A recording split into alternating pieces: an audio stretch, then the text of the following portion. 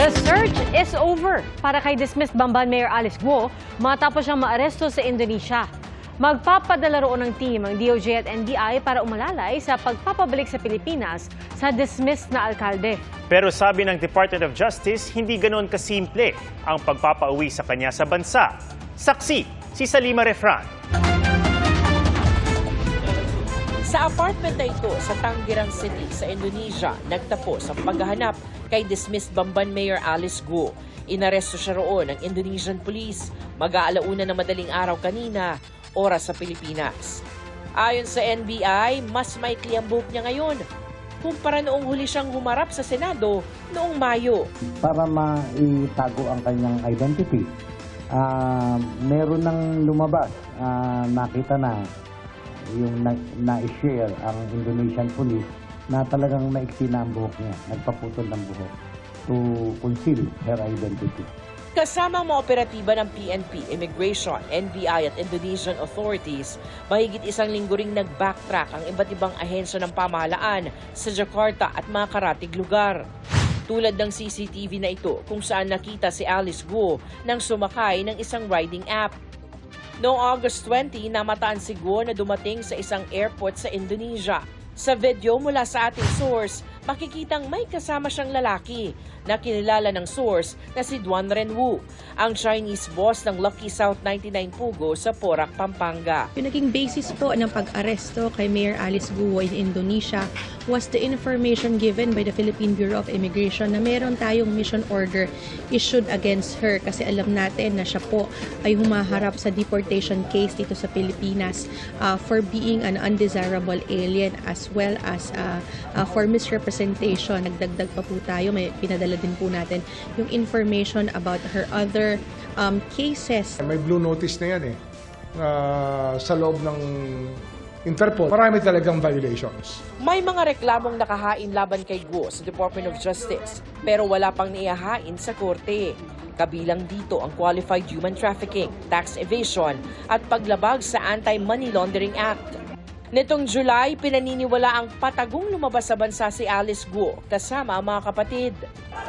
August 22 nang maibalik naman sa bansa ang sinasabing kapatid ni Alice na si Sheila at negosyanteng si Cassandra Ong matapos mahuli sa Indonesia. Pero di gaya nila na mabilis na napauwi noon, iba raw ang sitwasyon ni Alice Guo. Hindi ganun kasimple, pero there are other issues between Indonesia and the Philippines that have to be resolved when it comes to this. Marami tayong pending incidents. At baka malagay si Alice Guo sa gitna ng pending incidents para magkasundo ang lahat. Immigration ang humuli noon kina Sheila at Cassandra at na-deport dahil sa immigration violation. Indonesian Police naman ang nakahuli at may hawak kay Mayor Guo. Kaya PNP at Department of Interior and Local Government ang pangunahing kausap ng Indonesia tungkol dito. May mga bagay pa raw na kailangang plansyahin sa pagitan ng Pilipinas at Indonesia. It will depend on the certain elements and certain situations emanating from Indonesia at the Indonesian authorities at makikipag-usap rin tayo dyan. The DFA will be talking to them also. Hindi din detalye ni Remulla kung ano ang mga isyong ito. Pero lumalabas sa ilang Indonesian news websites na kapalit umano ni Guo, hinihingi ng Indonesia na i-turn over sa kanila ang Australia na si Gregor Johan Haas, isa sa mga most wanted na drug suspect sa Indonesia at sinasabing miyembro umano ng Sinaloa Drug Cartel ng Mexico. Naaresto si Haas sa Bogo, Cebu noong Mayo sa bisa ng Red Notice ng Interpol matapos siyang kasuhan sa Indonesia kaugnay ng smuggling ng droga, krimen na may parusang kamatayan doon. Gayunman, magpapadala ng team ng NBI agents at senior prosecutors ang DOJ para umalalay sa pagpapauwi kay Guo.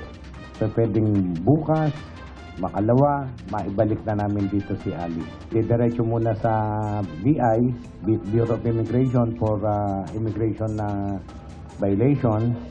And then, ita-turn over sa amin, i-custody nga namin, ipoprocess namin, saka pa lang namin ipapasa sa Senate. Remember also na Senate warrant pa lang ang hawak namin against her. Ayon sa Law Minister ng Jakarta, ipade-deport si Guo pero di pa malinaw kung kailan dahil nakadepende raw ito sa investigasyon ng pulisya. Para sa GMA Integrated News, ako si Sanima Rafra ng inyong saksi. Ayon naman sa legal team ni dismissed Mayor Alice Guo, welcome development para sa kanila ang pagkakaaresto sa dating alkalde. Oportunidad daw ito para masagot ang mga aligasyon laban sa kanya. Mahalaga raw para sa kanila ang kalusugan, kaligtasan at seguridad ni Guo.